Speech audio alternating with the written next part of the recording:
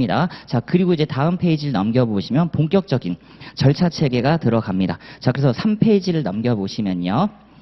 본격적으로 이제 총설이 들어가는데 이 민사소송의 파트를 보시면 우리가 지난 시간에 민법이란 걸 봤습니다. 결국 민법에서는 권리와 의무를 본 거고 여기서 이제 분쟁이란 게 발생을 하면 바로 당사자들이 등장을 하죠. 그럼 결국 이 당사자들이 사적 자치로 해결을 해주시면 그게 상관이 없어요. 그리고 우리 민법도 그렇고 민사소송법도 그렇고 당연히 사적 자치로 해결하는 걸 원합니다. 그래서 요즘 한참 지금 문제가 시끄러운 부분 있죠. 막 조정을 강제적으로 한다라든지 괜찮아요. 결국은 사적 자치로 가능할 건데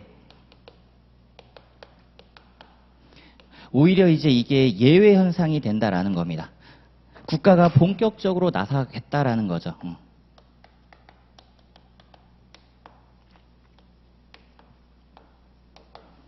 자, 그럼 이제 삼권 분립 기관 중에 하나인 중립적 기구인 법원에서 당사자분들을 모셔두겠다라는 겁니다. 그래서 첫 번째가 원고라는 분이 나오고 그리고 피고라는 분이 나와서 니들 지금 어떤 거 분쟁이니? 라는 걸 이제 민법적으로 확인하고 이걸 어떤 제도를 통해서 해결하는지 이걸 보셔야 돼요. 민사소송은 절차법적 성격이 너무 강하고요. 제도적 성격이 강합니다. 그렇기 때문에 우리가 어떤 제도를 활용해서 지금 딱 필요하냐 그걸 이제 유심 있게 같이 봐주시면 되겠습니다. 자, 3페이지 보시면 꺽쇠 1번의 가번입니다. 차근차근 가볼까요? 민사소송은 사인 사이의 분쟁의 법적 해결을 위해서 소의 제기로부터 판결에 이르기까지 이제 당사자가 개인 법인이 아닌 원고, 피고, 끊고 그리고 이제 한 분이 더 등장하게 되는 거죠.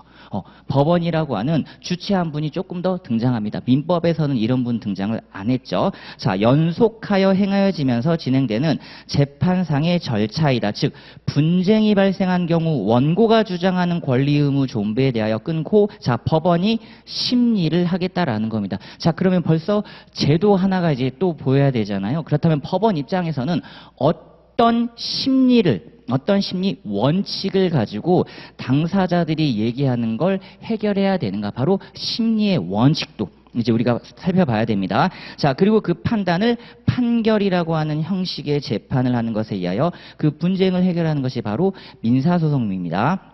4번 보시면 어떤 청구권 존부에 대하여 다툼이 있는 경우에 그 청구권의 존부를 구체적으로 인식하는 수단은 우리가 앞서 살펴봤던 대로 바로 민법이죠. 이제 이게 실체법적 판단으로 들어오는 겁니다.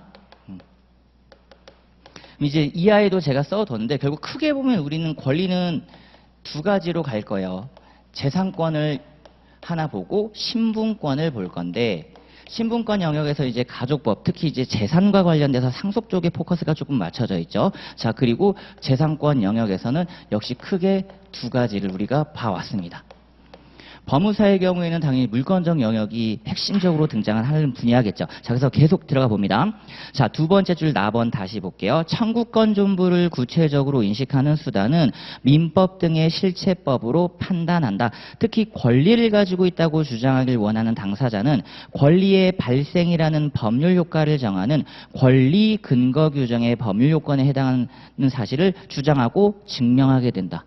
형사법으로 치자 그러면 얘가 나를 때렸어요. 그렇죠? 이게 사실이라 그랬죠. 그리고 그 사실을 우리는 규범 판단으로 전환했단 말이에요. 마찬가지로 여기서도 사실을 확인하고 그 다음에 법적 규범으로 전환해서 그리고 민사소송의 제도를 활용해서 해결을 한다라는 겁니다. 자, 다시 권리 발생이라는 법률 효과를 정하는 권리 근거 규정의 법률 요건에 해당하는 사실을 주장하고 증명하게 된다. 자, 여기서 법률 효과 발생 요건에 해당하는 구체적 사실을 요건 사실이라고 하며 우리가 이제 좀 많이 듣게 되는 단어 바로 주요 사실이라고 합니다. 형사법으로 치면 구성 요건 해당 사실 정도 되겠죠. 자, 이에 대하여 권리가 없는 것을 주장하길 원하는 반대 당사자는 권리 근거 규정의 요건 사실 자 부인하든가 첫 번째 또 나왔습니다. 제도적 장치 부인. 자, 그 다음에 뒤에 이를 인정한 뒤 권리 발생의 장애라든지 권리 발생의 소멸이라든지 권리 발생의 저지라는 법률 효과를 정하는 법규 요건에 해당하는 요건 사실을 주장하고 증명하게 되는데 이를 항변이라고 합니다. 우리는 항변이 더 중요하죠. 만약에 이제 민법으로 친다 그러면요. 여기서는 제가 말씀드렸던 민사 관련해서 4대 항변, 소멸시효, 변제, 그리고 상계, 그리고 동의항이었습니다. 이 네 가지가 핵심적인 4대 항변사항이었고 여기서 시험 문제가 안 나오면 이상하죠. 우리가 가장 많이 하는 거니까. 자, 근데 물권 영역에서는 조금 달라집니다. 바로 213조 단서. 이걸 지금 얘기를 하자는 거죠. 점유할 권리입니다. 그 중에서도 우리가 핫하게 봤던 이름은 법정지상권 쪽, 이런 쪽을 좀 우리가 핫하게 봤다라는 겁니다. 일단 보세요. 이 권리가 꼭 물권만 있느냐? 그렇진 않죠. 여기서도 채권의 항변이 있고 물권의 항변이 있다라는 겁니다. 이게 우리가 민법 때 학습을 했던 내용들이고요. 자, 그렇다면 구체적으로 가봅시다. 답은 제가 이제 이쪽 부분을 조금 추가 서술을 했어요.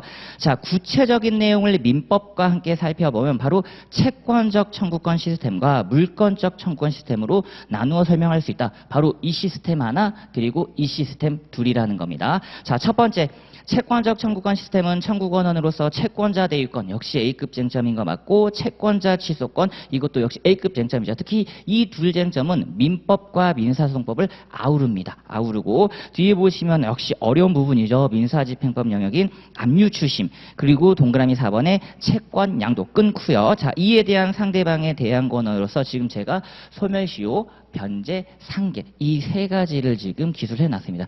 얘네들은 민법, 민사소송법 가리지 않죠. 소멸시효와 상계는 민법이든 민사소송법이든 너무 중요하고요. 그래서 뒤에 보시면 대항권원으로서 소멸시효, 변제, 상계를 제가 써놨습니다.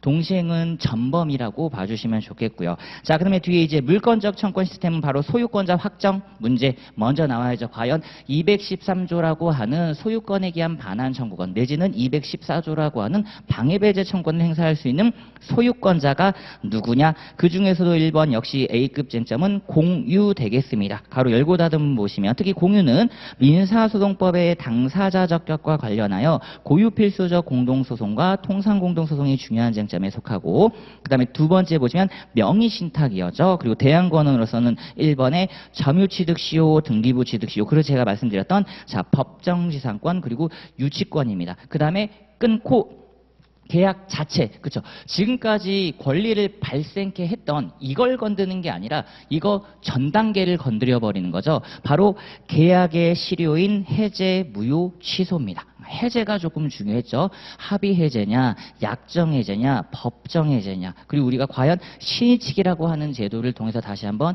해제권 등을 출현시킬 수 있겠는가. 자, 이런 내용들이 민사소송에서 다시 한번 활용되셔야 된다라는 겁니다. 자, 그러면 다음 페이지 넘어가 볼게요.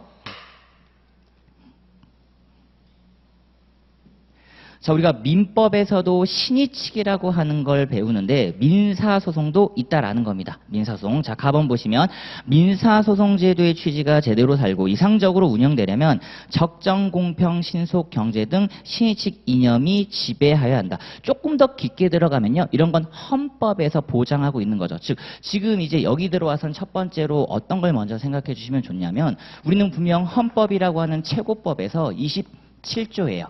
재판 청구권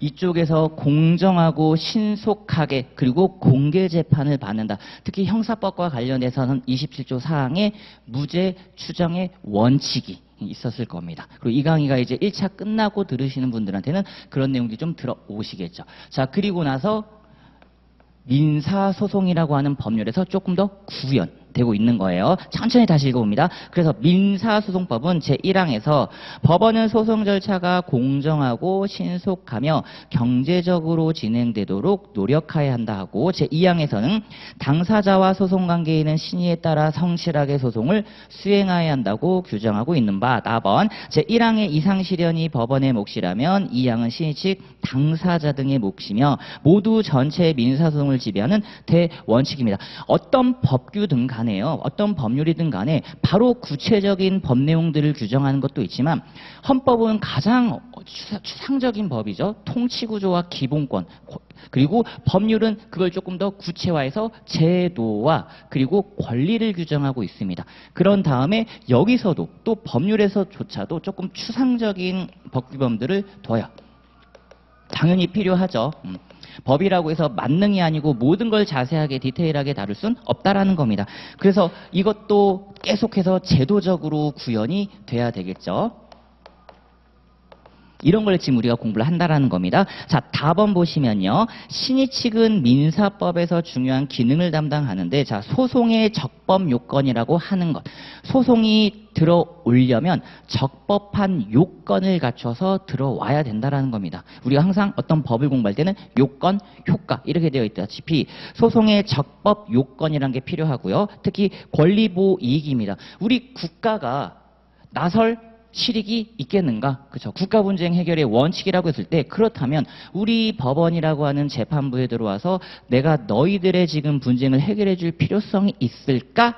이거는 소송이 가지고 있는 내재적인 바로 성격이라고 보시면 될 것 같아요. 그걸 두고 우리는 권리보호 이익이라고 합니다. 자, 관련하여 시의칙에 위반되지 않는 소재기여야 하는 바, 이를 위반 시 이제 표현이 나죠. 소가 부적법 각합니다. 민법에서는 무효네, 취소네, 해제네 이런 표현을 썼다면 효과를 주지 않겠네 이런 표현을 썼다 그러면 소송에서는 부적법 각하 못 들어온다라는 거죠. 문전박대라고 생각하시면 되겠습니다. 자, 그리고 이제 본안 들어왔어요. 다행히 소송은 적법하게 통과가 됐다라고 합니다. 자, 그럼 이제 본안에서는 위에서 설명한 채권적 청구권과 물권적 청구권의 최종적인 대항 권한으로서 작용하는 바 시의칙에 위반되는 권리 행사를 저지하여 이제 청구는 기각. 너의 얘기는 이유가 없답니다. 그래서 들어줄 수가 없대요. 받아들여 줄 수가 없대요. 그걸 두고 이제 청구 기각이라고 하고요.